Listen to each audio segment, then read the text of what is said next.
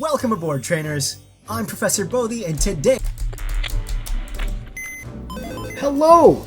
Welcome to today's stream. I'm Professor Bodhi, aka Mr. Bonnie John. Thank you so much for joining me, and thank you so much for 5K. Today's video is going to be a little bit different, so why don't we just jump into it? To celebrate, today's video format will feature a rotation of question and Pokemon Fakemon art and redesign that haven't formally made it into any sort of video on my channel. So while they're a bit random, it's also a fun celebration of the various projects I've got to explore throughout my current YouTube run. Let's start with some art first, and one that has been shrouded in mystery from my Halloween special from last year.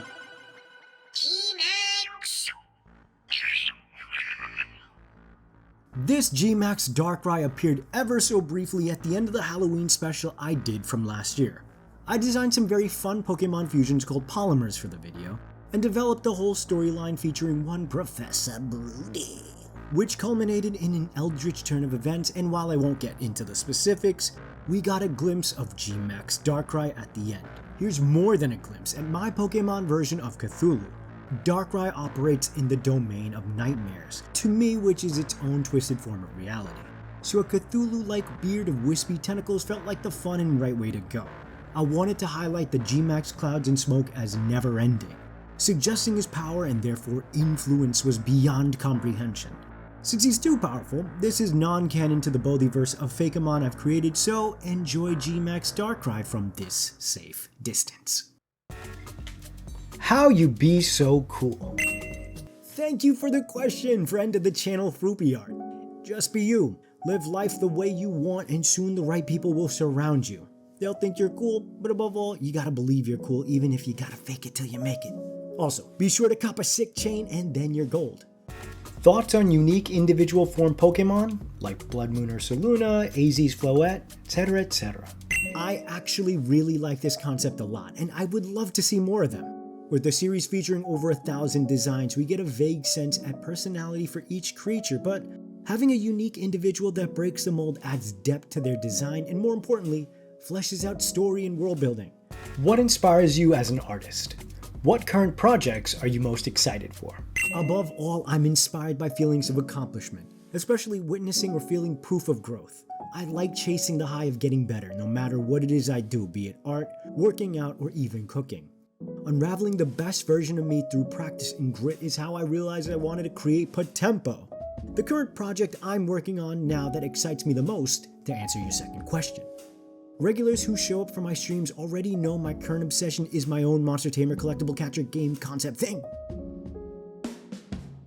Okay, so 3 questions down, and now it's time to look at another Pokemon design of mine.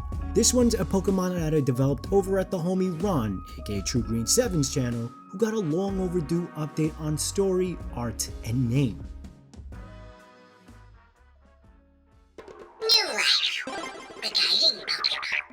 New was a Pokemon I had to design within an hour alongside Ron and Phoebe, aka CuppaPhee, for a video that might have been the most fun I've ever had in a collab.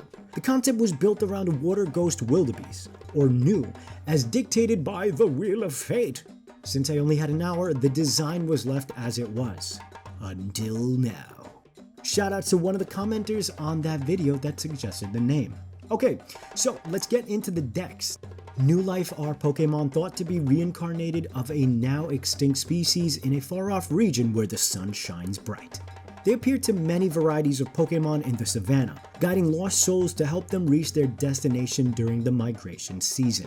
They're kind Pokemon who feature gorgeous greenery and flowers upon their back, enticing weak and wary Pokemon to follow them to safety. Trainers who nearly perish on their journeys claim to see new life in their visions upon blacking out, insisting they followed the Pokemon and awoke in a new location fully healed and restored.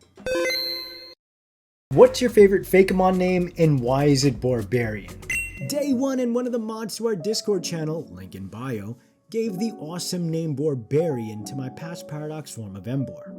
JC is always firing on all cylinders in chat and otherwise with awesome name concept for Fakemon, but I think the obvious and definitive answer to my favorite Fakemon name is KINTORAI. Stay tuned to the end to see the updated design for him just before we finally meet KINTORAI's long-awaited counterpart. What made you want to start Pokemon content? A long time ago, I'd been doing speed paints for the channel under the name C. Bonnie Draw. It was mostly for practice and, well, trying out something new, so I let the channel sit for a long time until I eventually found a call to arms on Twitter about 2 years ago from TrueGreen7 for a chance to collab. By this time, I'd been absorbing tons of PokeTuber content. I'd gotten the bug from there, and little by little, all the content that I'd watched and created led me to here and now. 2 questions, but you can take your pick. What is something you've always wanted in a Pokemon game, and will that something be in Potempo? Friend of the channel, Ben Kippa. I honestly can't really think of much outside of quality of life improvements in Gen 10 and beyond. You know, things like a difficulty slider, voice acting, maybe even quality assurance would be nice, but anything I've wanted Pokemon is eventually added. I'm just gonna focus on making the best human and creature characters I can for Potempo and put them in an engaging story. When did you realize Magmortar was one of your favorite Pokemon? Okay, that's another 3 questions down, and now to reward you with some art. This one's a design of a Ben 10 alien that I promised I'd design over on stream as a thank you for the support on my crossover videos.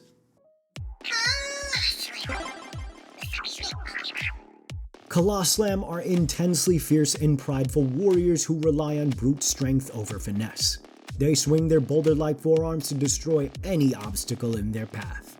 As they continue to swing, the rocks within their arm chambers are loosened and then expelled at great force for ranged attack.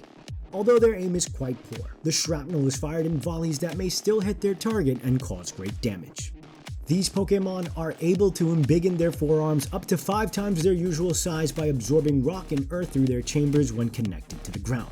When extremely agitated, these dangerous Pokemon slam their forearms into the ground, sending destructive tremors and seismic waves in all directions around them, able to topple even the likes of Steelix and Celesteela like nothing.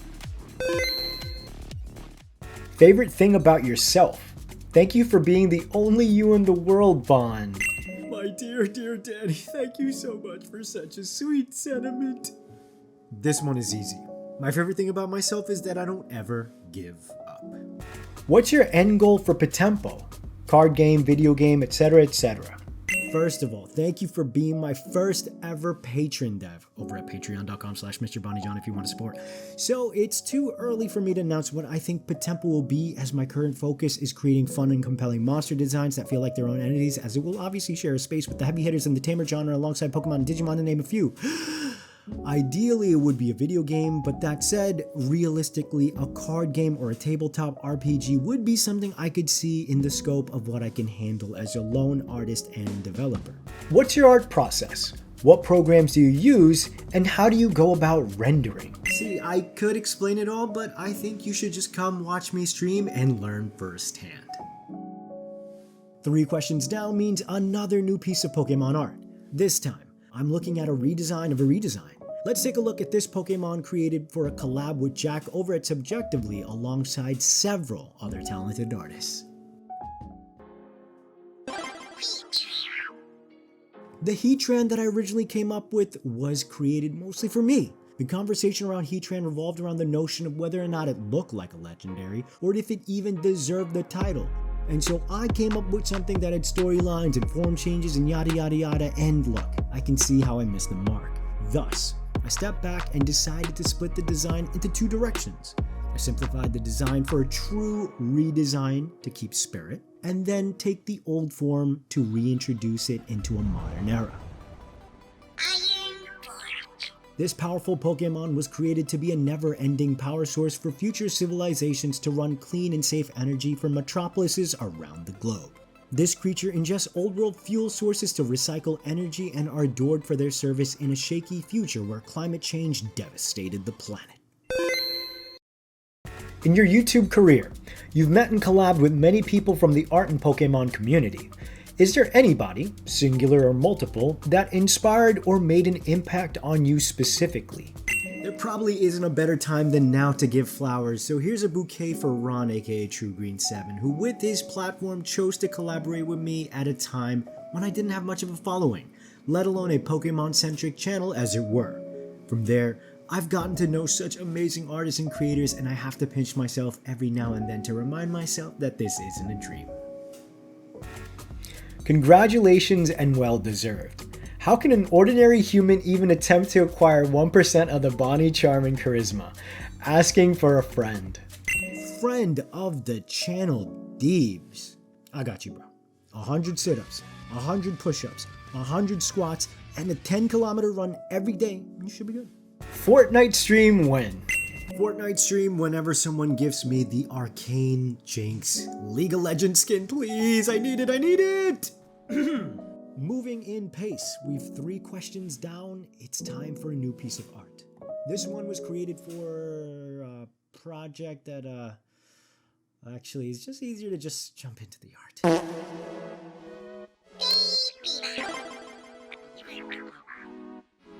Biba are Pokemon that live by the water and are always seen whittling away at their wood logs. Not only does this process strengthen their baby teeth, but also refine their tool into becoming a breathing apparatus. These tools provide the baby extra air for when they practice swimming and diving, as they are not yet adept at treading water, although they do simply enjoy splashing about at surface level.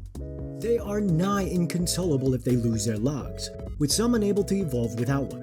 As they get older and stronger, the speed at which they can gnaw or use their paddle tail generates incredible kinetic energy, which make them excellent sources of power for a trainer on the go with devices like Pokewatches, Dexes, and more. The previously revealed Biba was not the first Pika clone I developed. Before that, I'd worked on a Porcupine Pika clone who I felt missed the mark, so let's meet. Chikurashi are Pokemon with big hearts that joyfully approach the world around them. Due to their sharp quills, it makes interacting with them quite difficult, causing them to feel isolated in their ecosystems, regardless of their efforts to befriend other Pokemon and especially younger trainers. When they are able to find a loving space, Chikurashi generate a ton of electricity that are stored at the tips of their quills. These Pokemon can launch a volley of sparks at quite some range, but they are also known to burrow under the ground, becoming a landmine that sends out currents that paralyze the bodies of unsuspecting passerby that accidentally step on them. They seem to get a laugh out of such tactics and enjoy fighting. So if you could bring any Pokemon into the real world, which one would you choose, and why? You know, I have thought about this a lot. I have a disability in the form of visual impairment, so I think I'd like to have a Pokemon who could guide me and help make my day-to-day be more comfortable. In the end, I think Latios would be my pick. Not only would we be able to fly to get around, but that psychic typing would be really helpful in many situations. Besides Pokemon, what other anime do you enjoy / find interesting? When it comes to film, Studio Ghibli works like Kiki's Delivery Service, Princess Mononoke, and Howl's Moving Castle are among my all-time faves. As far as series, I grew up on Dragon Ball Z and Naruto, and I always appreciated Ichigo's swag and attitude in Bleach. Otherwise, my all-time favorite anime include classics like Full Metal Alchemist, Cowboy Bebop and Samurai Champloo, etc., but I'm also a huge sucker for mecha anime. Is there anything you can't do? My sweet, sweet Prince Will, thank you for the kind question, but there's an obvious answer here. I can't read minds. Yet. See, sometimes if I close my eyes and focus real hard, I get these aching headaches, so I know I must be close, but... Wait, what? Hold up.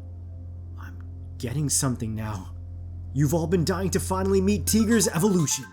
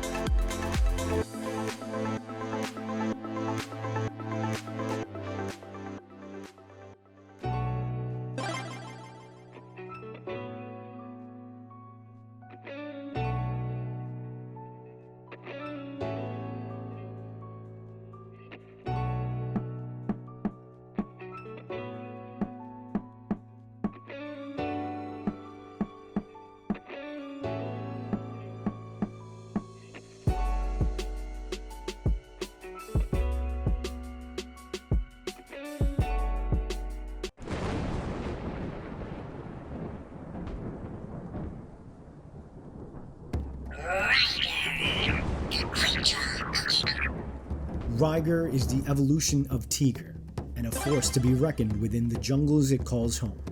This Pokemon is the apex predator of its habitat, turning any space it enters into their territory by besting any alpha in the area by way of duel. While this Pokemon will brutally engage any Pokemon that dare challenge them, they are especially activated by rival Ryger, who by their competitive nature force these Pokemon to maintain a deadly aura and edge at all times. Duels between these Pokemon are decided in a flash, and the Ryger first to retract their electric claws are usually the ones left standing. Despite their appearances, they are doting parents, encouraging their young to battle other species of Pokemon around them. However, if a Ryger gives birth to the unbelievably rare Tiger, they neglect that child and force them out of their family unit, believing they are unfit to be raised into a warrior.